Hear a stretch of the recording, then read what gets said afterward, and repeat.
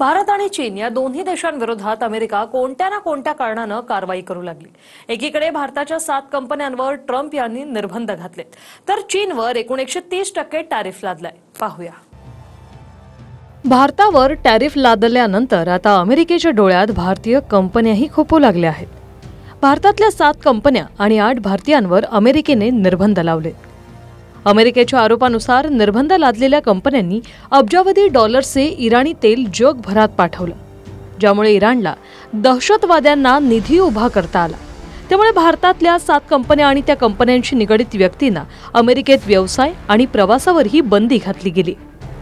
दुसरीकडे ट्रम्प यांनी चीनवर आता थेट 100% टॅरिफ लावण्याची घोषणा केली। 1 नोव्हेंबरपासून हा नियम लागू होईल। आधीच अमेरिकेनं चीनवर 30% टॅरिफ लादलाय, त्यात अतिरिक्त 100% टॅरिफ लावल्यानं एकूण टॅरिफ 130% होणार आहे। म्हणजे चीनवरून जर 100 रुपयाची एखादी वस्तू अमेरिकेत निर्यात झाली तर त्याची किंमत थेट 230 रुपये होणार। यामुळे अमेरिकेत चीनी वस्तूंच्या निर्यातीला फटका बसेल। विविध क्षेत्रात वापरल्या जाणाऱ्या दुर्मिळ खनिजांवर चीन नियंत्रण मिळवू पाहतोय, म्हणून अमेरिकेनं 100% अतिरिक्त टॅरिफ लादलाय। Bureau report, TV9 Marathi.